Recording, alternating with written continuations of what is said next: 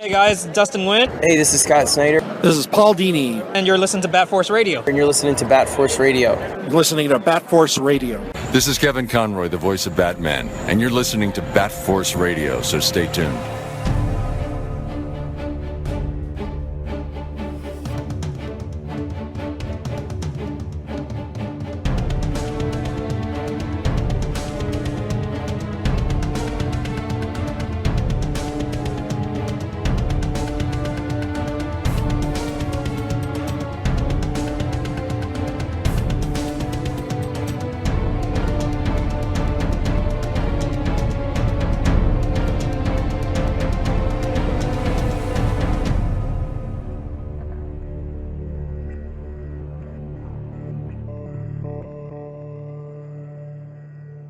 Welcome back to Bat Force Radio. Let's go around the round table. We got Robin DeCross in Canada. Boo. We got Grandpa Batman in Dallas, Texas. I'm getting paid to do this because I'm still at work. Nice. That's the way. I'm Bat Force Tom in California. Our guest today is a returning favorite that we know the listeners can never get enough of because honestly, they ask every year. We get DMs, I get DMs. Hey, when are you having Kelley? He is a literal living legend of the comic industry, a massive source of inspiration to current artists today. He just announced a brand new project, Dracula Volume 1, The Impaler, on Kickstarter, with project partner Matt Wagner, another legendary name. Back again for the 6th annual Bat Force Radio Kelley Jones Spooktacular is the immortal Kelley Jones. Immortal, I like that. Thank you. Man, it is an honor. Thank you so much for making the time for little us. I appreciate, I appreciate you guys still being interested. So it's mutual. Absolutely. What a great time to talk to you about this. This was a surprise when we saw it pop up a couple of weeks ago. I had been wanting and planning to talk to you, and then boom, it's like it's Halloween time, but it's like Christmas. It because we are getting you working on a Dracula book. Yes, and it's the first of 4, so it's going to be a big, pretty much an epic, and it's, I think, one of those things that you look for as any kind of creator. You really hope for that project that one you enjoy doing, and one that you know in your heart is special. It's going to be special. And I mean that. I feel that if anyone else drew it, it would be special. It's that good of a story, and that good of the idea of an epic. When we got together and we're talking about, and Matt and I had known each other for many, many years, and we just never could find the time schedule-wise to get together and work. So a couple of years ago, basically it was, we better do this. And we made the time. Matt said, hey, I got something in mind. And he called me up and said, he says, I don't want to send you, I'll just tell it to you. If you're interested, then I'll go forward. But this is what's in my mind. So about a day or two later, he got all his notes together and he told me what he wanted to do. He said, I know it's big because each story is 100 pages plus. But he says, what I'll do, what I'm planning is I'm telling the stories that Stoker hinted at. They're there, but he never delved into it. And he had said, we're not starting with the novel, and we're not going to do an adaptation of the novel. That's not the goal. We're going to show how, like the first book, how he became what he became, because Stoker just mentions it in a sentence. He goes to this thing called the Scholomance, which is hosted by Satan every 7 years. And it's high in the mountains of the Carpathians. Now, that's mentioned in Stoker's novel, but it's one sentence. And he never said what that was. It's just, that's what happened. So we showed Vlad the Impaler as a person, then how he becomes a vampire. And that's the story. And it's huge. It's just an epic story. Absolutely terrifying person, but not in the snidely whiplash evil guy. And that's just how he is. He's the lord of his country. and he's got to do what he's got to do to protect himself from the Turkish armies and internal struggles and all of that. So he's a by any means necessary guy, and he thinks he's doing God's will, but he's doing his own. So he becomes everything is a raw material to him. And this is before we see what happens. It's fascinating characterization by Matt. Absolutely riveting. It's the kind that even if there was nothing supernatural, you go, this is deeply interesting. I told him when I first read it, I said, it's masterful. And then when he says, look, when I say we're doing 4, what I mean is they're all self-contained stories. So if you read number 2, you don't need 1, 3, or 4. If you read number 4, you don't need 1, 2, or 3. They're all separate. But if you put them together, it's like the Lord of the Rings. It's this enormous story. When he told me how he wanted to do it, he says, well, if you remember, he says, in the novel, which I'm I love it. He goes, he's only in it about 10% of the time. Right. It's everybody else, and it's told through letters. So you hear the effect of something or a story of something. He says, we'll do that, but there's other stuff in there that's briefly mentioned that you go, he's passingly saw in London. That he has 50 boxes spread around the country. He's not just Mina is not a love interest to him. She's a victim. It's revenge for him. So that's all the films, and later as they turn it into romance, there's zero romance. Yeah. He's a monster. Have you seen that recent movie, Last Voyage of the Demeter? Yeah. What'd you think? Yeah, I was going to bring that up too. Okay, I think there's a lot of terrific stuff in it, but there's a huge missed opportunity, and we don't see him as the Count. Right. Yeah. Okay, you needed to see him as a Count, not just this monster, because then it's a monster movie. Yeah, we needed to see him in his regal, noble thing. I think also gypsies serve him. They are fated to serve him by forces, and that's their job. That's their will. So it isn't like they sent a victim, and it isn't like he's some mysterious elemental force. He is, and an interesting thing, he's not Dracula is needing fresh blood, a fresh experience, he's 500 years in the same place, and they didn't really touch upon that, and I think that was a missed opportunity. I think the other side, no one should survive the Demeter. Nobody survived the Demeter. It's a Gothic story, and that's what I was looking for. Was when I had done Red Ring with Doug, that was what Doug told me. He says, well, in a Gothic story, the right objectives, you get the correct objectives. You succeed in your mission, yet everybody dies. Right? That was his thing. Before we go in, just that's what happens. And I think with this, what you needed was something, and I think it's tough because you got to say, well, we need a happy ending, or we need this something, so whereas I give it credit, one, it's beautifully shot, beautifully cast, really, really interesting. It goes where I give it big credits is, a child's a victim, Yeah, that was. And that's an echo to the novel, because in the novel, he brings his brides a baby in a bag, and it's one of the most horrific scenes in a book. It's 1897 notwithstanding, it's horrific. Oof. And Harker witnesses it. Yeah. Okay. So I think that was a callback to that sequence.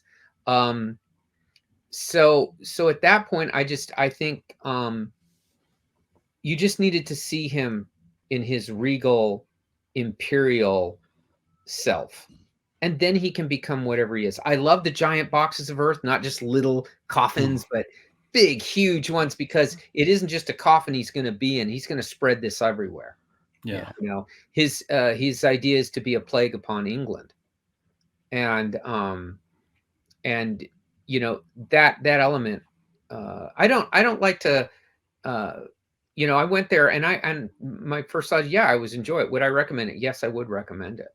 Will I enjoy it again? Yes, I will. But it's one of those where you just, to me, I just saw the missed opportunity of a really grand story, and everybody should have died. You know, it just that's just the thing. Yes, they fight. Yes, they sacrifice. Yes, they do all the human things, but if you don't know what you're up against, or if you're up against something so tremendously powerful that's been here for 5 centuries, and you're just a merchant seaman, yeah, you're a goner. And for anyone who is a fan of Dracula, the traditional Bram Stoker story, it's a great time to have this situation where not only yourself and Matt seeing the potential in something that, you know, was just mentioned, that we can expand a whole story out of this. And Last Voyage of the Demeter, you know, they expanded a chapter from the book to become an entire movie. Like, if we could just keep getting that for years, you know, keep giving us these expanded versions of this segments of the story. I agree, and I think that was Matt's angle to me, was when he first said Dracula, he says, now, before you think we're going to do an adaptation, we're not.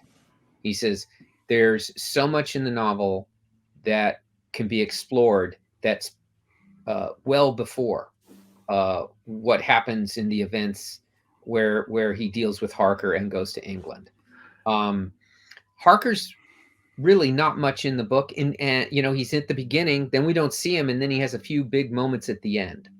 So there's a lot of stuff going on, but what Matt's really terrific angle was that it's a grander thing. He's what does this do to you? Clearly we know what it does to him, but why is he the king of why is he the lord of all vampires? That's his, you see it. Matt does a good thing where he says, I'm not going to check off the boxes of where, you know, all the things we know about vampires. It's just you're going to see why it happens. You're going to see how this is, because prior to Dracula, vampires were just like Revenant. They were just shambling, blood drinking, horrible things. And it wasn't until you get to you know, John Polidori and you get to Le Fanu, where they were elevated to, they could associate with you and I, and we wouldn't know they were vampires. What he did, though, was he made him a force of nature. He's an aristocrat, and in that he's used to saying, do a thing and it is done, you know, and coupled with the fact that he is, you know, to his country, a terrifying but a great patriot, right? Well, now we'll see that once you become a vampire, you're kind of restricted to where you go. You're kind of held by different forces, and how that would affect him, and all these things were brilliant. I mean, there's so much to do with him that once Matt was finished, I went, yes, this really does take 4 volumes. I mean, it's a big commitment of time, but I'm, you know, I love it. Can you tell us if it's told in like a first person? It's told from Dracula's point of view. Okay, first person. Wow. Okay, it is going to be, because it's never is in the novel. This is Dracula. This is Dracula's story. It's his story, and the process of him becoming. Yes, I love that. Yeah, so it's his story. It's his. What is fascinating that Matt does, and probably because with Grendel he makes, you know, this pretty repellent guy you're fascinated by. Yeah, he makes a bad guy that you can love. You follow, and he's done this with Dracula, but he does a thing that's even more so. He reminds you that that's wrong. You know, you'll get swept into it, and then he did a couple of scenes in this first one that read everything, and I've seen everything. It shocked me. I mean, it really did shock me, and but they were in character. And I asked him, I said, how could you do some of this stuff? Because, you know, I really got wrapped into this, what was going on, and then bang. And he goes, well, the character tells the story, you know, he's telling the story. It's not mine, you know. That's what I love about it. It's an unforgiving story told about a man from the 15th century. None of our modernities in it. None of our however we want the world to be or how it's not. It's his world, and it's how it was then, and it's how you survive.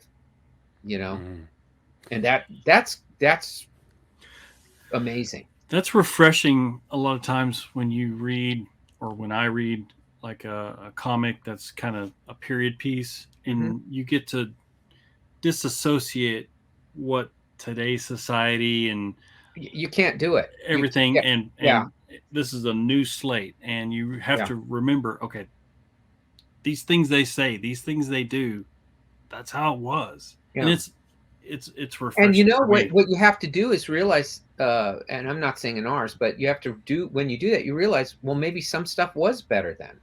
Some stuff wasn't. I mean, it's different. It's a different culture. What Matt did was he was scrupulous of language. So there's no modernity in the language. There's no how we would speak, or even how our meanings are. And it's fascinating to see. I mean, he was always telling me, because there were words and slang, curses, put down, slurs, all these things in there. But there were words I'd never, I mean, they're English. He doesn't do that, but they were old. And he said it took a long time because he had to do a lot of philology to make sure he got it right, because he didn't want to take anyone out of it with the common terms, with common meanings, Right. Yeah.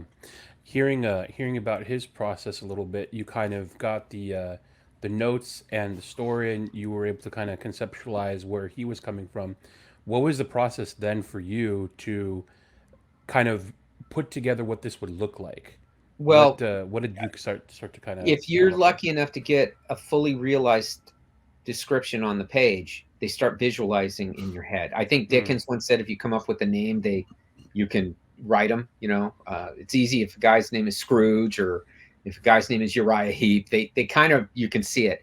Dracula had been around a long time, so I didn't want to take other people's ground. I wanted to do my own thing, and so I went back to the novel and reread it, and where he is described, and then realized that's 500 years or so, 400 or 500 years after the fact of where I am. So I really, at that point, went and did a lot of research on what, as best you can, because there is very little, but there is a lot on the way people lived, and that does does affect you. And I read a lot about the actual wars, separate from, Dracula is in regular history. And those wars were savage and uncompromising and no quarter given. So that you begin to see how that would affect a guy and what he would look like and his demeanor and how he would carry himself. I used to do that with Deadman. I used to do that with Batman. I still do it. And you let how the world has affected them in your head, then you say, okay, what would the body language be? How would they turn their head? How would they stand? All those things start to happen, and then you put on the whatever the costuming is, and man, it just comes alive. And to my mind, this was a man who you can tell, if he's not even in his royal garb, he's royal. He's intimidating. He's not a guy that if he looks at you, you back down. He's that kind of a guy. And that's separate from the vampire stuff, Yeah. It's you were mentioning about going back and doing some research, looking at the wars that were fought and the things that were happening around him. And the word that comes to my mind when I'm looking at some of these pages are just absolute brutality. Yeah. Just lucky enough to see some of these preview pages that were released, and it's like, okay, I get a sense of where this is going now. And you mentioned how you're getting some of those notes and you're reading some of Matt's work, and you're saying, oh my God, like, how could you go there? And you, in turn, have gone there with the artwork and the brutality and this feeling. Like, this is definitely this right here. This was the first thing I saw, and I was like, okay, we're in for a treat now. With this Yeah. That pretty much says what it's about. It pretty much that's is, brutal, where right we are. If a comic page looks like an album cover of the band Cannibal Corpse, you go. That's a pretty hard. That comic's going hard. Yeah.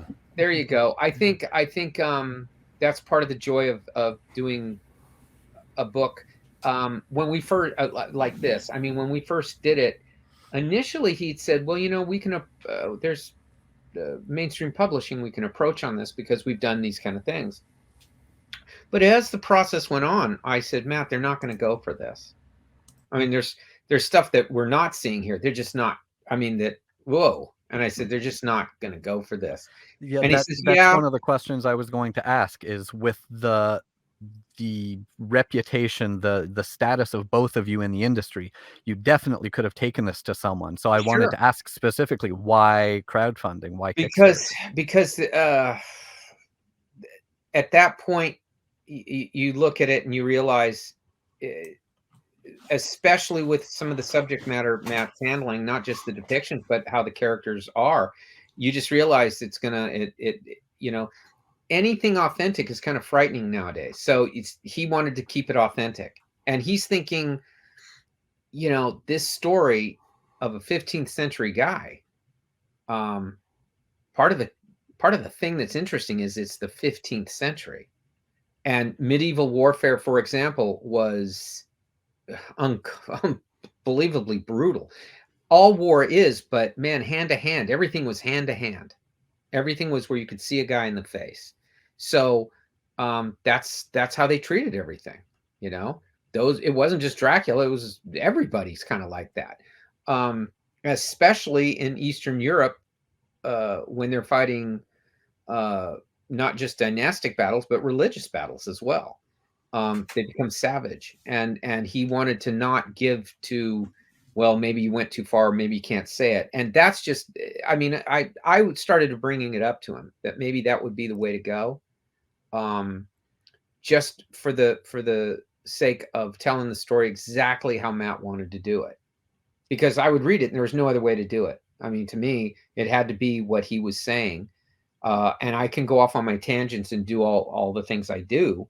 And when you're under that kind of freedom, that's when you're making, something, and something special. You want to stay out of the way of what will impede it from getting from Matt and I to you clearly. Matt was telling an unbiased story. He's not even putting in any Matt Wagner. He's saying, hey man, I'm just telling you what happened. This is how it went down. That's it. Don't look to me to give you a moral judgment or I'm not going to do that. There is none. It's an absolutely, it doesn't judge him. It lets the actions, the reader. That's another thing I loved, was when I'm reading it, if I'm reacting to this, and Matt's not telling me what to think, in the story, he's not saying think this or adding anything to it. It's just, this is what happened. Yeah. And you go, Jesus, unbelievable. And I think, the nice thing was Leslie Klinger is a tremendous scholar and annotates great works. Dr. Jekyll and Mr. Hyde, Lovecraft. He's done Neil's Sandman. He's done Dracula. And he got a hold of us and he said, I'd like to see this before it got going. He had heard, and man, he came back and he said, this is dead on. This is totally canon. This is perfect. I know, Doug, for me, Matt had to have been worried, because it's like, here's the professor is going to grade your paper. But Matt, and in all honesty, and I'm not, no hyperbole, Matt is a scholar to me. I mean, he's extremely well read. He has a scholar's mind. Nothing escapes him, and he has a shrewd sense of asking the right questions. There were quite like he just throws out to me. He says, the term of like a count doesn't exist in Eastern Europe. So how did he become a count? Why is he calling himself that? Yeah. And I never thought of that. Now I know Dracula. And I go, I mean, those are one of dozens of things he would throw out to me, you know? There's a lot, and it's not like he says, it's not a mistake. There's a reason. He says, but we're going to find out what all these things are, where they all come from. He says, Dracula can't just simply be bitten and that's how he becomes a vampire. No. He says, that's for others. He says, and so Matt had a story. I mean, right there, it starts his wheels turning, Right. you know? Yeah. And I mean, I don't know if this is part of the book or not, but I mean, when you think about it, he had a family before him. Yep. And surely they must have seen what he became or at some point. Well, you got to wonder how much it took to stand out as someone. And we know he stood out, but when you look to the times, this is a pretty brutal time, you know. Before and after, they were pretty brutal people, and he stood out. That would be part of the horror to me, is, you know, and I know nothing about the story. I hope I get to see some of this. I mean, from what you're telling me right now, I can't wait to get this in my hands. But imagine a mother watching her son become this monster and still being alive while that, I mean, or that would be horror to me. Why would you be loyal to this man? Right. Okay. If you're serving this guy and you're utterly loyal, what has he done to make you loyal? Is it out of fear? Is it out of success? Is it out of who knows, you know, because you're seeing all these things happen too. And this is not a guy who cares what you think. It never enters his mind. He's been given by God the charge of running his country. That's how he sees it. Yeah. There are little areas that Matt was thinking of, questions that he was asking, and places to go with the character that are either implied or just kind of there but never really explored, that he had some fun exploring. As far as drawing some of these things, what are some things, without giving too many spoilers away, where did you find yourself just gleeful that you were able to kind of explore this character and draw things that maybe haven't been seen yet? First, Matt is a great artist in his own right, and he has a great way to be visual without imprinting what he would do, right? So that leaves it wide open field to run in. When he would describe a scene or a situation, he had the good sense to tell me everything I needed, but left everything to my own devices. So I enjoyed surprising him. You know, I enjoyed breaking certain tropes or stereotypes that come with what people would expect to see themselves. And it was refreshing to be able to do that and have his reaction be, I didn't even see it this way. This is perfect. You know, it wasn't like, oh, you didn't do it. He was, as I was enamored of him, he became enamored of working with me. We'd always, like I said, we'd always wanted to work together. And then you always worry, well, boy, you know, he's a really good friend. What if it's not, you know, it's what if this isn't going to work out? Maybe we're oil and vinegar or oil and water. And, but the first page, it was natural. After 10 pages, I told him, this is like we've always been working together. You know, it's just this effortlessness. It was he and I, you know, for the time of us doing it, we were the only audience because we didn't really want to, you know, at that point, you don't say anything. When it started taking an inertia, and we really didn't show too many people, but the few we did, the reaction was very heartening, because we had a mutual friend and a peer. I won't out him because he'll be embarrassed, but he just rolled his eyes, says, Dracula, why are you guys doing Dracula? You can do anything you want. And then Matt says, well, look, let me show you the book. Let me just sit down and read it. You know, he had the files.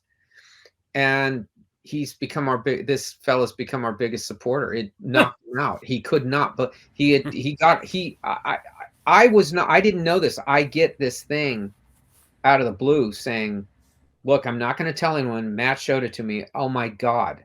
And he kind of said, I rolled my eyes, and now I'm thinking this is absolutely going to enter part of my love for Dracula, like the novel, like a Hammer film, like, that kind of stuff.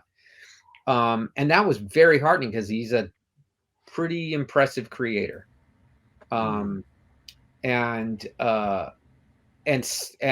the same thing happened to this fella that happened to me. He was like going, I never thought of this. And this is just, there's so much you could do. This is the way to do it.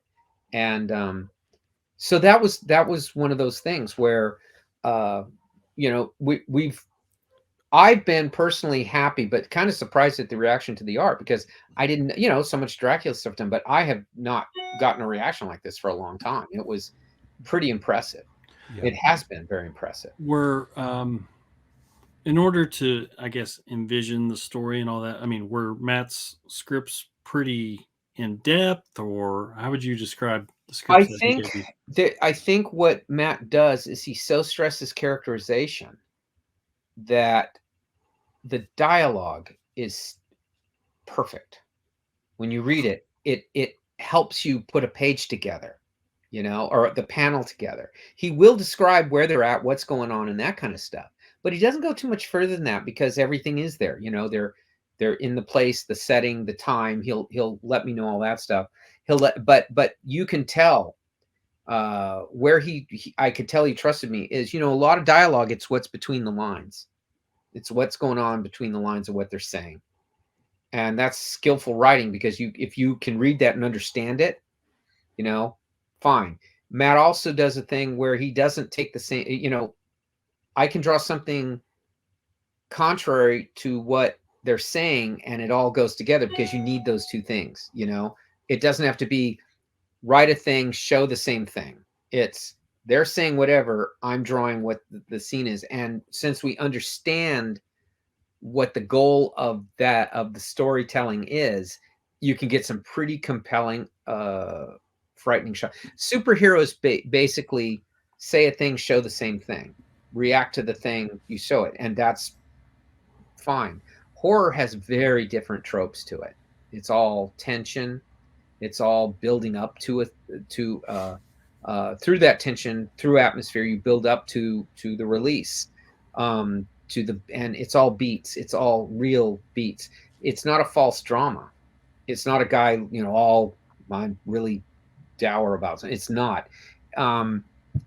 You can have those beats with people saying something, or you can have them be quiet. But horror, that's where it works. And Matt got that. Do you think that his experience as a comic artist played into that? Because he knows, man, I hate this goddamn writer telling me what to draw. I'm just going to have, I was grateful. Where that trust is, given this.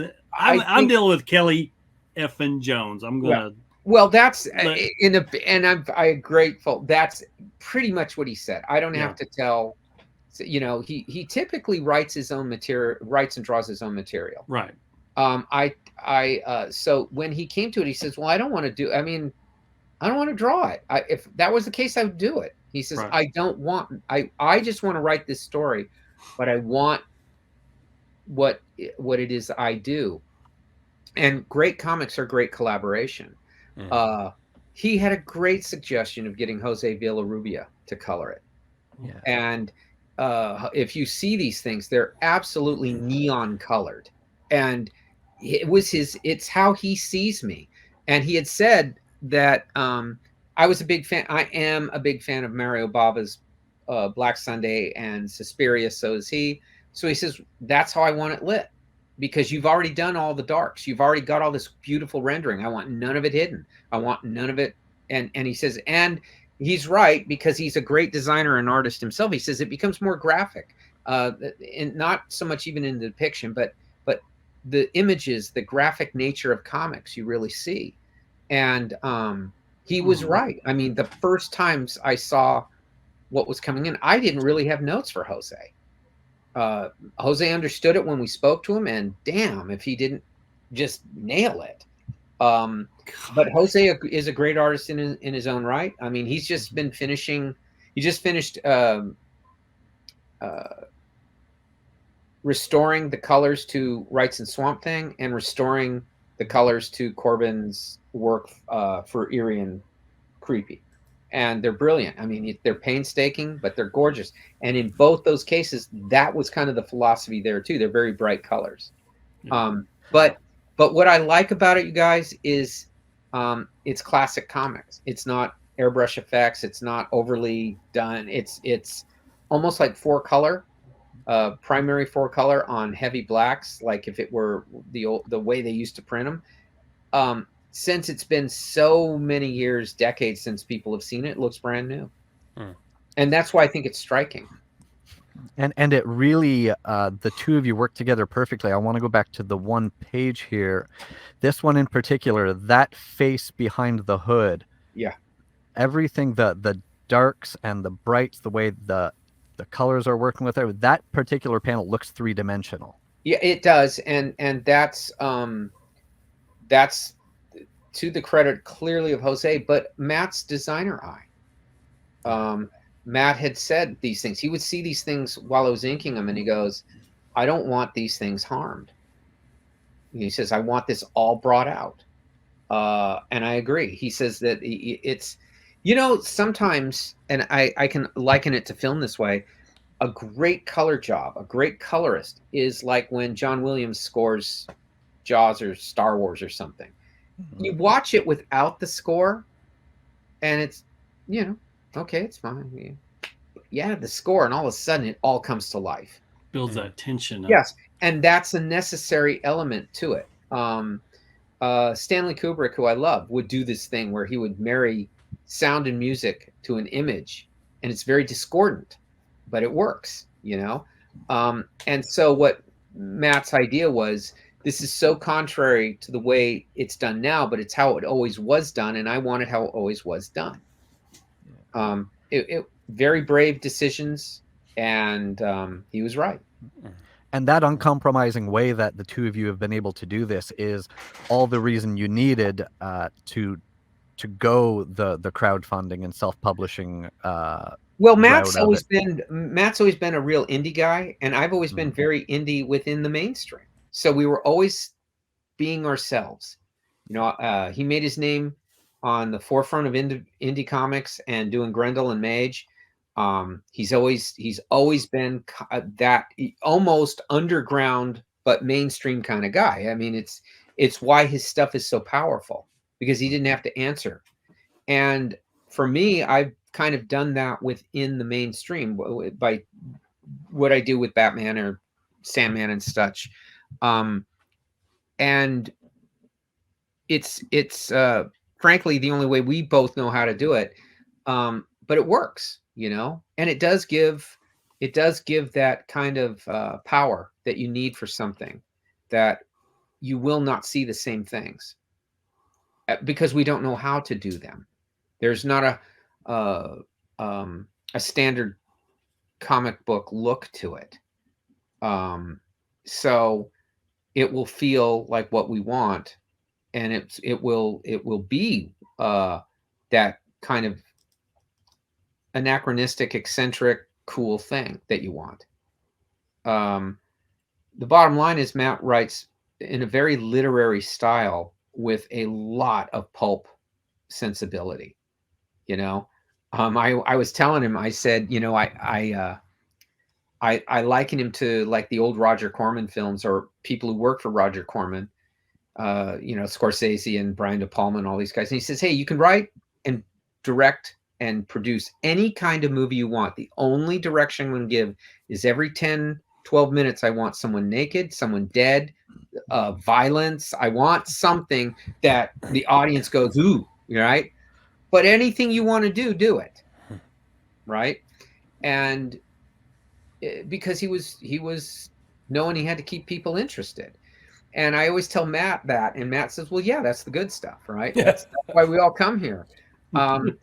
If you add that great subtext to it, if you add this grandeur to it, then it becomes Shakespeare was famous for doing that. Here's these great Shakespearean plays, and they're stabbing and killing and raping and adultery and murder and all the human failings, and people are glued to watching the stage. That was 1580, 1590, whenever you did those things. So nothing's ever changed. You go back to the Iliad, that's what they were doing, this high-minded stuff and a spear through the eye. I mean, that's, people love that. I love that. So so you want that in your book, but you want it to be have some meaning, have some, when you're done, what was the meditation upon, and that's what that's why I'm not going to ruin that for anyone. What we were trying to say, I'll let people come to their own conclusion on that. Excellent. I was just in the process of looking up. You mentioned something that got me excited when this was announced is when you posted it on social media. Almost immediately, not only were fans responding to the idea, you had co-collaborators and fellow artists who were also kind of mentioning. One of them, one of mine, I know some of the Bat Force favorites is Kyle Hotz. Yep. And he, I saw underneath one of the posts, he says, and it was almost like he was so excited, you could tell. He said, "I've seen like a preview of this book. Yeah. And I have to tell you, it looks amazing." Yeah, he had asked me, "What are you up to? I haven't heard from you for a while, or you haven't told me anything." And I had said, "Well, I'm working on." I kind of gave him a bare bones of it. He says, "Well, is it all right if I take a look?" I said, "Absolutely." And so I sent him some stuff to look at, and I was worried because I didn't hear back from him for a little bit. And then he gets back to me. He says, "I can't stop looking at this. This is, I think this is your best work." He says, I am so impressed with this. Wow. And he says, "And that you kept your mouth shut." And I go, "Well, we didn't know where we were going. You don't know. And until you make all the decisions, I mean, you don't want to work in secret, but that's the way of the world now." So it was very kind of him to say that. The few people I've showed it to before this, I would get this response. And so and same with Matt, and that is very gratifying because you're working in a void. It's like you have no idea. And yes, he's been doing it 40 years. I've been doing it 40 years, and it's you don't just go in there confidently. You're like going, "Well, God, I hope this is we're pretty close to it, and I'm digging it, but I don't know." It's like you don't know. How long have you been working on this book? Started about 1.5 years ago. I got it done pretty quick. I mean, I was really into it. I am halfway through the second one. Okay. Wow. That's what my next question. Yeah. Wow. Yeah, when you had announced it, you had mentioned that book one is done. Yeah, it is finished, amazing. Done, in the can. It is the only time it takes nowadays is, in printing it. Now you're at the mercy of the printers and, all the things they got to print before they get to you, and then shipping, getting it to wherever, and then you're at the mercy. But then so is everybody else. But at least we cut off a significant amount of time by having it a finished book.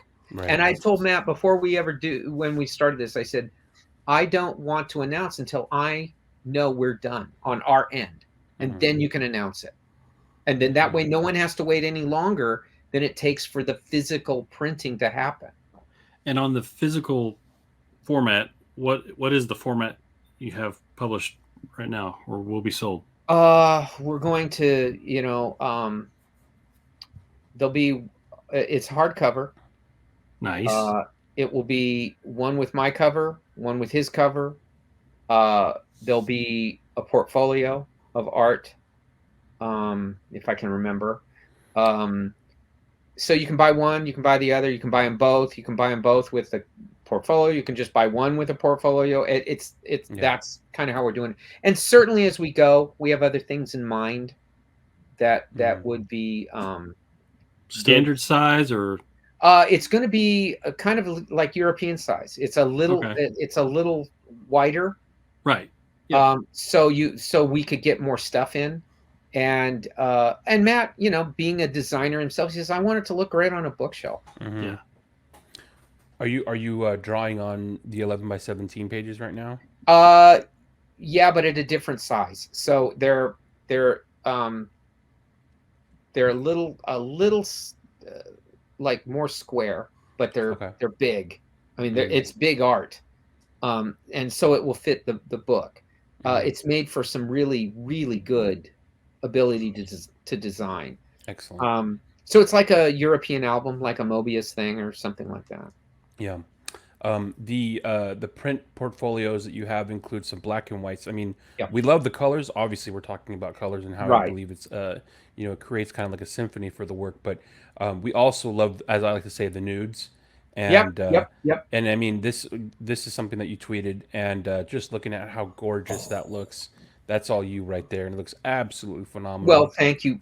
Look, I even if you work with someone like Jose or whatever, I always want it to feel finished, whether it's colored or not. Mm-hmm. So I loathe empty spaces, or I loathe unused negative space. It has to all be first and foremost composition, and then secondly, comics are the ink. What does Dracula say? Blood is the life. Comics, ink is the life, and ink is the life. Yeah, I just love textures. On that piece, there's like several different things going on. To me, it all comes together. And it looks monstrous. It looks massive, and the scale and scope of everything, and it really does give it the sense of an ominous kind of feeling, as well as building tension from this kind of this perspective, and then just to color it. There you go. Just to have some fun with throwing the colors on it. That's what it looks like. Yeah. And I think it's great that you mentioned that. You said I like to fill the page. I don't like negative space. I'm realizing now that's probably why so many people love what you do, is because you can spend hours on one of your pages and just look and see at all the details and everything. First of all, let me thank you. I appreciate that. I am big on composition, and not just for the whole totality of a page, but each individual panel I think has to work. And I'm an intuitive artist. I'm not someone who says I'm gonna, spent years in the Sorbonne learning this stuff. It's intuitive. Just where my eye goes is what the story asks for. That's how I let it work. Tell me what to do. And so when Matt says, we see a castle rising from the mist, and he's, beginning to tell his story, bang, that will happen. That's like page one. Yeah. It hits you with that. It's like you open it up, splat out. Yeah. Okay. This is going to sound crazy, and I don't know if this has ever been done, and maybe it hasn't been done, but I kind of wish that page right there had like glow in the dark ink. Yeah. And when you open it up, it's like, ooh, you know what I'm saying? Yeah, I don't know. Those kind of things. Can that even be done? I don't know. I don't know. That in the old days it was phosphorescence. They would use phosphorus, and that's how I remember how they did a glow in the dark Batman Deadman cover I'd done. So I don't know. Yeah, that was awesome. I have that. Yeah, so I don't know how they would do that. I mean, that was for covers, and covers are differently printed than interiors. So and I don't know, maybe that would drive the printers nuts, because the first few thousand would print right, and towards the end it would start running out of the glow in the dark. You know what I mean? I don't know how the technical on that works, but it is a good idea. Yeah. Okay, thanks. Yeah. Again, just going back real quick to Kyle Hotz, here is his take on a absolute classic and paradigm shifting cover of yours that is legendary, and just another example of another gentleman that loves to kind of look, composition, right? Looking at everything. You could spend hours on his stuff. Well, he and I come from probably the same kind of school of art. There's Wrightson, Wally Wood, Graham Angles, those guys, and they're all heavily compositional, and everything is based on the textures they would do. So when you put those two things together, and certainly Frazetta was the master of composition. Frazetta, you can look at it upside down, sideways, from behind, and it always works. I think that half of a picture's appeal and success is it's composed well. Then you draw it. The angles, the lighting, everything has to serve the composition, and that's the pleasure of it. Because simply a castle rising out of the mist on a dark night, there's a million ways to do that, but the first thing you have to do is compose it so everyone gets it before they really investigate it, and then you have to think how much atmosphere pertaining to the story you're going to tell. So, in that regard, that's the fun of doing comics, is solving those little equations, Mm-hmm. and not being too precious, not being too, I think if you give yourself a certain amount of time to do it, it forces you to come up with your best ideas rather than the insecure ideas of like, I have to do everything and show, no, you get right to it, and you it's like a good power chord. Mm-hmm. There you go. Yeah. My I prefer power chords to long solos if I had to pick, Mm. I agree. You want the big crunch. Yeah. Now with everything that you work on, you just mentioned music right there. Yeah. Every artist that works on, a song and then the next song, they find some little nuance or learn a new little trick or chord or something like that. Did this story, were you able to find any little nuances or new techniques or something that you'd never done before to make this story? There are things that I got to do that some of it I wanted to try. Other stuff, which I would want to do more of, but there's just not that opportunity. You got 3 more books to do. So yeah. So I have a few tricks up my sleeve, and some of it going back to some things that really no one does anymore because they're difficult, or because I still work paper to pen. Right. And I'll be honest with you, it isn't because I don't want to work digitally or anything like that. There's a lot of reasons I don't. One, I don't think digital has come up with there's not I don't get to do as much as I would want to do. And I think it still can't do what I would need it to do. I need to physically touch, like on that first page, my thumb was part of my, that was one of my tools. Right.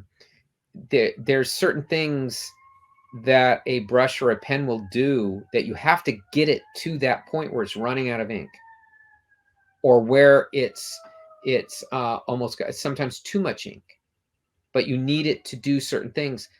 I don't need to control it that much. I want some rough mistakes to happen while I'm doing it. Right.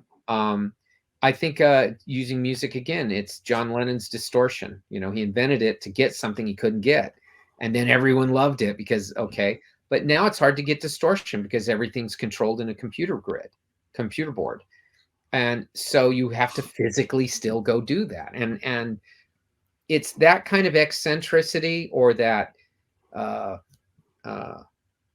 that unique little thing that I don't know makes you react as emotionally that you can't get. It's just that human thing. And there's a charm in the possibility, the potential of mistakes and imperfections. Yes, atonal is the word, I guess. When something should go up but it goes down, and it works. Something that should be a clear note is kind of an off note. My favorite singers aren't great singers in that technical sense, because they bring personality to it. So I want that kind of personality. Yeah, true perfection has to be imperfect. Yeah, and everyone expects a certain look from you, and if this is the way that you get it, no one would want you to be missing that, by No. doing something like No, digital. I mean, I'll have other artists get a hold of me and say, "How are you doing this?" Because they just want to know the effect, and I tell them, "Well, are you working digitally or old school?" Well, most of them are digital, and I said, "Well, if you're doing old school, this is how I did that. I can't do it the other way. I mean, this is how I like to do it. I don't want, when I'm drawing, most of the drawings in my head anyway, right? 99% of it's there already. It's just putting it to paper. And the hard part of drawing is the idea. It's not the technical execution. It's the idea. And that I learned to master working for Danny O'Neill on Batman, because when you're doing a monthly book, you do not have time to be choosy. You got to hit the ground running, and you got to make that deadline that month. You can't take time away from your other guys. You got to make your editor see it. So that means whatever you get done that day, that's what you get done. There's no do-overs. Mm-hmm. And that forces you to read the script very thoroughly, understand it, and then have it start drawing in your head before you ever sit down. That said, you still want, when you're putting the lines down and stuff, to see maybe something will happen, a little mistake or something that you didn't, something that you didn't, that you thought would work doesn't work. So you got to on the fly figure it out. Well, a nice loose pencil will do that, and then it's like carving, it's like sculpting. You kind of chisel and work with it and move it until you get a pleasing image. Yeah, and if in your particular style of chiseling, you just by nature of your method, you happen to take away too much on areas, but that's what people tend to know. You're like, Neil Gaiman says that style is the stuff you get wrong.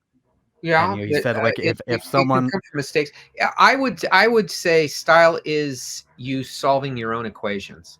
Yeah, not looking at I mean, you can be influenced by people, you can admire other people, but what I'm saying is it's got to be something where you aren't trained. Mm-hmm. And so you got to figure it out. I began to realize, and these are just things that work for me, but there was nothing in an art class that was going to teach me how to be authentic and sincere. They would teach me technical things, but I can do that on my own. And in doing so, things start to happen within myself. I don't feel that I can, I'm not someone who's going to tell people this is how you do it. I'm not going to say how to do it. I just say, hey, this is what works for me. And the one thing that's universal is anyone can do it. You don't need a tool. I use a number two pencil from my kids' school, right? What you buy for school. I use simple erasers. Like I said, my thumb, a number 2 brush, some pens. Nothing fancy. Because it's up here that anything good's going to happen, So if you're going to do this, if you're going to be making good comics, first you got to have it be up here, and that's an emotion, Yeah, Ray Bradbury once was asked, "How do you learn to write? How do you How is it that you learn to write? What colleges you go to?" He says, "Well, number one, you don't go. You don't go to a college. You read.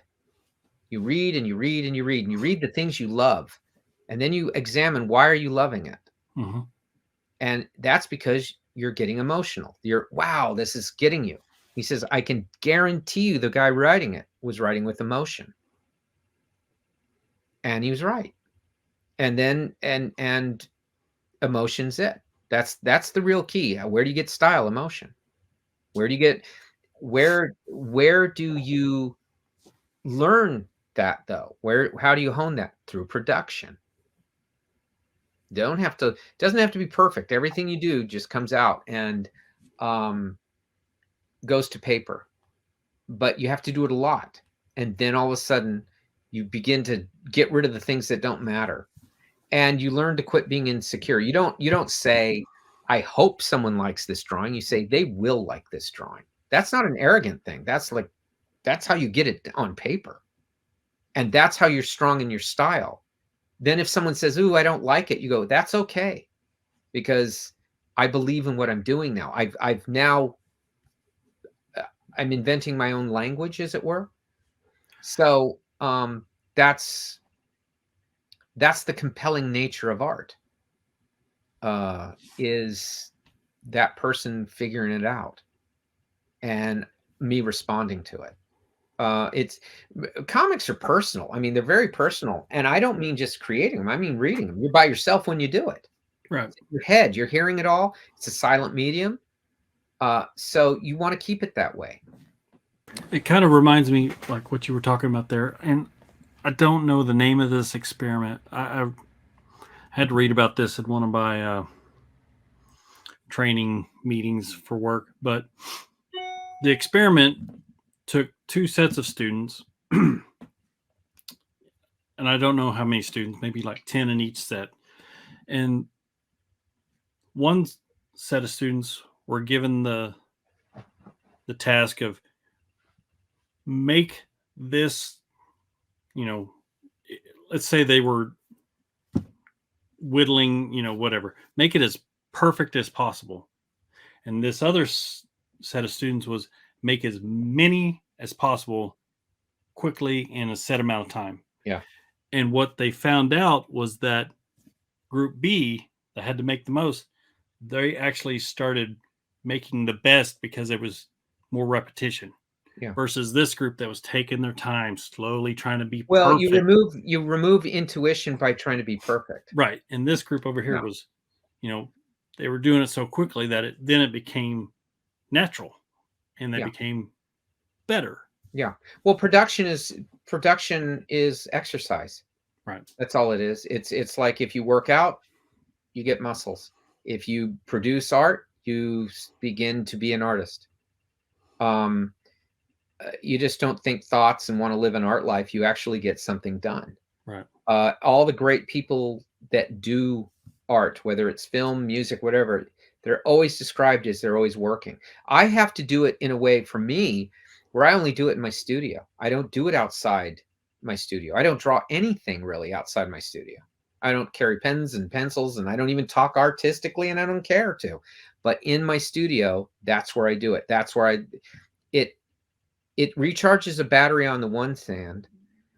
And I've always felt, as odd as it is, I'm 2 different people. There's regular Kelley, who you're talking to, and then the guy who's drawing, who's like a psycho.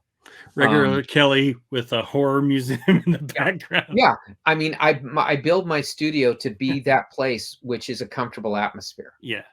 And it's not intentional, like I'm designing it. It's just the flotsam and jetsam of the shit you collect your whole life. Yeah. Right. And what rises to the top that you want to see all the time. Yeah. That's why I would never get a tattoo. I'd get bored of it. I'd go, oh my God, now I'm sick of this. And what do I do? I hear people do it, and I go, man, you're so, I would love to be that convinced that that's what I want to look at the rest of my life. But what do you think about people that show you their tattoos of your art? Well, then that's cool, because it ain't me. No, I mean, if I had to pick an image, it would probably be Boris Karloff as Frankenstein. Just that face. Yeah. Because I can say I can watch and look at that all the time. So, but then, do I want to go through that? Not really. So, but that's because I'm enchanted by just a blank piece of paper. Possibilities start rattling around. Look, when I first started, it took me 16 hours to get a page done. Maybe that should be your tattoo, is just a blank piece of paper. Yeah, just a sheet of nothing. But as I began to do this, I began to realize this isn't because I don't know what I'm doing. It's because I don't know how to think. And probably it's why Matt and I work so well together, because he's been doing it this way. He knows how he does it. I do it my way. it goes together. He's very different in how he creates than I do, but it works.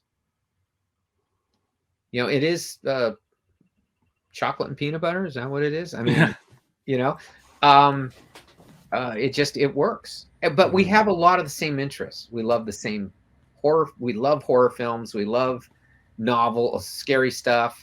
We read everything, even outside of the genres. So we have a lot of. We both love to cook. We both have cats. I mean, it's just this huge amount. It's just that he has this steel trap of a mind that is formidable. But I love it because I can trust it. Right.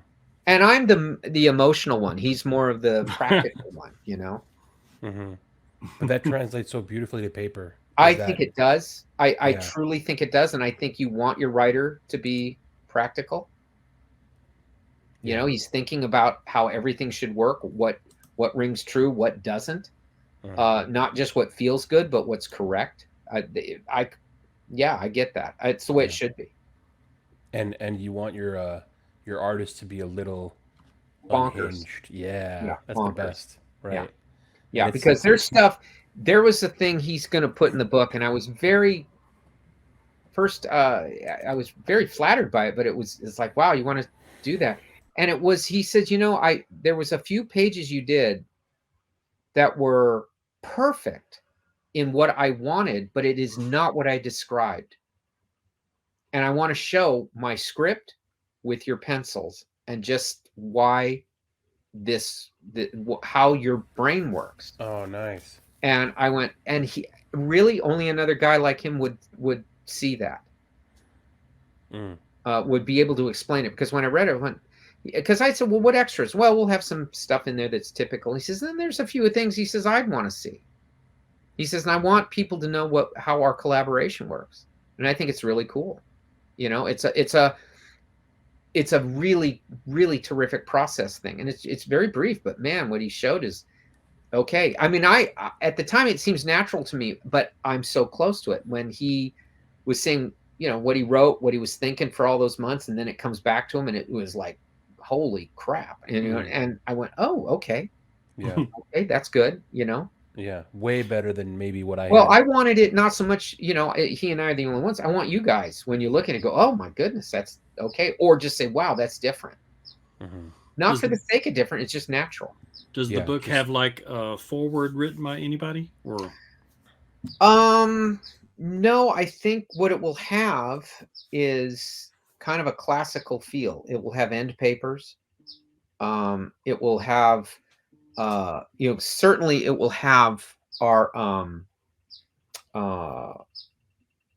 stamp from the beginning. But I think what Matt wanted to do was just make it like if you picked up a Stoker's book or something. It's just, here it is, that part of it I like. Who knows, down the road maybe they'll want to put them all 4 in one book and do something like that then, or I don't know. That's way down the road. Right. But for right now, it's just like he wants people to come to it without any preconceived notions, just what you're seeing here. And I can guarantee you, as much as we've talked about it, you have no idea what's coming. And that's the beauty of it, The trailer they did was a really good trailer. And the idea they had said was, to make it be interesting, but not give something away, not for the simple reason of spoilers, but because it is an experience. And the best trailers to me, God, I always remember seeing before it came out, Empire Strikes Back. And they give no explanation to an Imperial Walker. It's when you first time you see something like that, it's just, what the hell is this? This isn't what I was expecting, just some of the odd things they show in that trailer, and that, because that's exactly how you do one. You show the cool stuff, but it has no context yet. Right. Yeah. Man, that's such a good tease. Yeah. What are some of your Halloween movie recommendations? Curse of the Demon. There we go. Curse of the Demon, 1956, 57, Dana Andrews, based on an M.R. James story. My favorite horror film, probably. Absolutely wonderful. I Walked with a Zombie, another absolute favorite horror film. Dracula, the Prince of Darkness. If they have something in common, they have long stretches of what I call cinema, where it's all just visual storytelling leading to stuff. Have really good endings, really powerful endings, stay with you kind of stuff. I think Mario Bava's Black Sunday, which has some of the most terrible, and Black Sunday too. Both of his films are stunning. If I was to be into the more modern era, I love Fright Night. Yeah, I just watched that the other night. Yeah, I love Fright Night. I love the long TV uncut version of Salem's Lot from 1979. I think that's probably still one of the most terrifying films ever made, and it's on TV. Yeah. I absolutely love the remake of The Blob. Really? Wow. Clearly Carpenter's thing. The Fog. I think those are they're all perfect Halloween films. Any of Karloff's Frankensteins, I can probably have Bride of Frankenstein on a loop. Mm-hmm. It's brilliant. I think Horror of Dracula, first time you see Christopher Lee as Dracula, it's a great adaptation in its own way, because they only had hour and 15 minutes, 20 minutes or something. Yeah. Right. I would say other things that are great is certain things that are TV series. Anything. There's some classic episodes of Rod Serling's Night Gallery. Classic episodes of Boris Karloff's Thriller, which was still, I think, 2 or 3 of the greatest horror ever on television anywhere were on Thriller, which is 1960, 61, 62. One's called Dr. Markison. The Incredible Dr. Markison. Oh man, The Hungry Glass with William Shatner is incredible story, terrifying. There's a great adaptation of Robert E. Howard's The Pigeons from Hell, which I think might qualify as the most frightening thing. So I can honestly say that those are right off the top of my head. You're asking. Kubrick's The Shining. Every time I watch it, it works. Every time I watch it, I realize how much he got it right. He got it right, and even though Stephen King hates it. Well, I think for good reason. I think it was. I mean, I love King's Salem's Lot, the novel, and I love The Stand, the novel. But The Shining, what made The Shining work is Kubrick simply said, "You have a strong woman. Why would she put up with the beatings? Why would she put up with someone who harms their child? Why, if she's strong, she'd be gone." Right? Wendy, as he does her in the film, is weak. Right. And she's abused. And you can clearly tell he does not love her. He's trapped by her. He knocked her up, and now he's stuck with her. There's never a moment where he's kind to her. He's abrupt. He's exasperated. He's slightly embarrassed by her. Yet, her arc, it's not Jack's arc, her arc is the one that's fascinating. She has the strength. She has the fortitude. She becomes a full woman through this, a strong character. And not just outwits her husband, but defeats the house, not even knowing she's playing the game. Right. That's brilliant. And that's not in the novel. And I'm sorry, but that's better. The Shining isn't about Danny, as Kubrick sees it. It's about Jack, who has it too. He just doesn't know it. Mm-hmm. The house wants Jack. It doesn't want Danny. Because Danny it can't manipulate. Jack it can. Jack's shining is what leads him in Kubrick's eye to want to be a writer, but he's terrible at it. He has these things, but he can't put it to paper. He can see and interact with this, not, you know, with Lloyd the ghost and all the Grady. He can interact with them. That's The Shining. Mm-hmm. And that's where he got it. So when you see it from that standpoint, it's wonderful. Mm-hmm. And it becomes believable. Even if you didn't have the ghosts and the mayhem, Wendy's a much more believable contextual character. Now, Kubrick loved The Shining as a novel. He just called it pulp. He said it's a page turner. He wouldn't have asked to do it. He wouldn't have bought for the rights if he didn't love it. I did too, until and then when I saw the film, I go, why am I liking the film? I was a kid. And then it makes sense. A weak person to a strong person. I think the doctor's reaction when Wendy says, you know, it's a thing you do a million times, yank a child. No, it isn't. You don't break their shoulder. You know, that's not what you do. So, you know, then it becomes less about Jack doing that and more about Wendy tolerating that. Mm-hmm. And that makes a perfect premise for the film. You know, the house in and of itself never explains itself. He doesn't blow up the house at the end. The house goes on because evil always goes on. Mm-hmm. It's an elemental evil. It's not, it's a living thing that is elemental. It's not based on somebody died there and they're coming back to haunt you. It's almost like Shirley Jackson's Hill House. It was born bad, you know, and so it's just evil, and it eats people, but it wants the people who it can control, who will add to its essence. And clearly it was in Jack's case, you know, that the house influenced them to hire him. It influenced the people who made that decision, because he's kind of not the kind of guy you'd want. Right. And it's not the type of person you want. You don't send a family into a place that's 6 months out of the year, you can't get to it. So there's a lot of the influence of the house all through it. That's all Kubrick.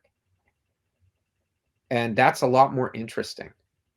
Did you enjoy Dr. Sleep, the sequel with you and Yeah, McGregor? I thought it was fine. Mike Flanagan, it's fine. It's frankly unnecessary, but it's like I enjoyed the Thing prequel, but it's unnecessary. You know, it's not as good as the Thing, and I don't liken it to the Thing, but I like the Thing prequel. I'm not a guy who, you know, I'm not going to say, "Oh, this is terrible," or "No, you can't do it." Like I said with Demeter, I enjoyed it. I had a good time at the theater, but you know, there's things that you just go, I'm not a guy who says what I would do. It's what I would want to see. Yeah. It's not what I would do. I mean, I don't get that much into it that way. I just want to be entertained. And yeah, I wanted to see Dracula in his full regalia. Now that's all. That's pretty much how I was. I mean, I liked the movie. I went and saw it twice just because I wanted to turn my brain off. Yes, that's it. And I like period piece movies. Me too. I love naval ships. Me too. And I wanted to see a big ass vampire chomp. Me too. And in all of those things, I was satisfied. Yep. What you wanted to push it over the edge was that thing where I always liked that Terrence Fisher, the great director of all the classic Hammer films, said he would always tell him, one, we're not making a horror film, we're making a fairy tale. And in making the fairy tale, we take it very seriously, right? This is deadly serious business. Man, you can see it in whenever he directs a film, it is deadly serious. But it's also got this wonderful otherworldliness to it. And that's kind of what you want. You want a film self-aware, not to be too self-aware. I really didn't want to know all the backstory of the sailors.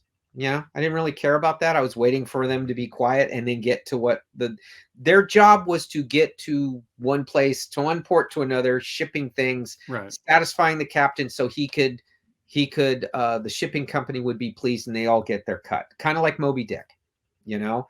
And then as you learn about these guys, yes, it's interesting, but it took away, when you get too much into their lives, it took away from the vampire. my first thought wouldn't be, well, my life and how things are going. I'm like, there's a freaking something killing us here. And my dog.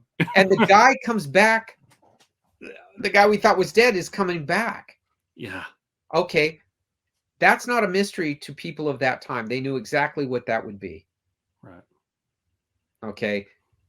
We know what it is through movies. They would know what it is through folklore. Right. From living folklore. They would know. It wouldn't be, what could this be? It would be, there's a freaking Nosferatu on this thing. You know? And at that point, they would know what to do. What was great was they still couldn't stop him. And the reason it doesn't work that anyone survives it is that's Van Helsing's job. Right? They lessened Van Helsing's great wisdom. They lessened Van Helsing's lifelong pursuit of this pseudo stuff. So that part of it, I think, was the bending of the knee to modernity. And what could have made it great was stay in 1897. You know, just stay there and let it happen. Then whatever you tell, people aren't identifying. We witness it and we go, oh, that's what was better, or that's what was worse, or that we do that. We'll do that work. I don't want a director, a writer, and a producer and a film studio saying, okay, here's what we like and here's what we don't. Mm-hmm. Here's we're going to emphasize. No, I want a monster that eats people. Right? In the time that they're in. And so when you see the rest of it, it's why Moby Dick works so well. You know, why Moby Dick was so fascinating when, I mean, people don't read that book, but if they do, the characters on it just become alive. And they all have this backstory and they all have the reasons why they're on the ship and then the reasons that they succumb to evil. Thinking they're doing good. It's fascinating reading. The whale, not to get into the weeds, the whale is not a monster. It's just a whale. It's the people that put the meaning on the whale. You know, that's brilliant. Right. Now, before we get to the end of this here, you mentioned earlier that even if people have sat here listening to you talk about your book, they still have no idea what's coming in it. Right. But if they want to find out what's coming, they have 22 days left until the Kickstarter campaign. 22. Yep. Until the Kickstarter campaign closes on November 16th. To the surprise of none of us, anyway.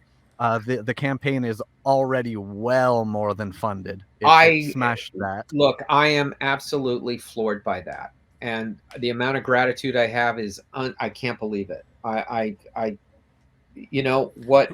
I don't know what I was thinking, but I didn't think that, and I thought, well, you know, it's a niche thing. I did not realize the reaction would be this strong. Instead, I can only say. I just have pure gratitude. Yeah, as Robin was saying that, it's gone up 2 more backers in real time. Wow! Yeah, and I'm watching it go up too. It looks like you're going to cross over 1,000 backers by the end of today. Wow! And yeah, and in yeah, the original, see, I'm always a little nervous to look. You know, like, okay. Yeah, because I don't want to disappoint people on any level, and I'm not really good at talking about something coming up. I'm good about talking what I've already done, but I'm not good at the, you know, and the people running it says, please, you have to, and you did what you do. But I tend to just, I don't know how to sell something. I'm always like, here, look at it. It's like somebody telling you about a great meal. You know, I want to eat it, and you know, that's it. yeah. But I don't want to. I can say honestly, it's probably easier to do this one because I believed in it, and that's why I took it and didn't want to go through a regular publisher. That in and of itself is a huge reason, because you're working without a net. Then you don't know, you know, and but I loved it, and I went, you know what, this is something I want on my headstone when I'm dead. He drew this, he drew this, he drew this, and this as well. So at that point, you know, I said, okay, I can get off my butt and do something. You know, it sounds like you know, Matt gave you the material that you had always wanted to see in a Dracula story. Well, as Matt said, he goes, I think Kelley will draw the shit out of this. I'm going to like this thing. He would tell me, he says, oh, man, there's like all this stuff in here. Kelley, you're going to, man, I can't wait. You're going to love me today because you're going to get to draw this stuff. And he was right. It came and I went, man, this just all comes together. You just love drawing dudes get their heads chopped off. Oh, my God. Blood getting and guts. impaled. He writes so many great ways to go in it. But what Heads he does, he's not like super descriptive. He just kind of says, here's how it is, and this is how it ends, and this is how we go about it, and this is what ticks off Dracula, or this is why he does it. Some of it, it's amazing because it's not done with anger, and that makes it worse. It's not done as an angry thing. It's a calculated decision, and you go, wow. And then there's other times where it's like, we got to do this. And then there's other times there's real emotional violence to it. The man is uncompromisingly frightening. I don't want to say evil because he doesn't think he is, but he is frightening. And it is great to sit down with him every day. As Matt said, the trick is to not like him, or not be tricked into liking him, because you're going to like him and then he's going to do this thing and you go, oh my God. But then a few pages later, you're liking him again. You can, because Matt puts him in context. But there's no romance. There's no the great love of his life. There's none of that. It's Dracula and what he wants. Excellent. The last, I know you say you're not good at pitching or selling a book, but the last hour and a half, I think, is proof that that's absolutely not true.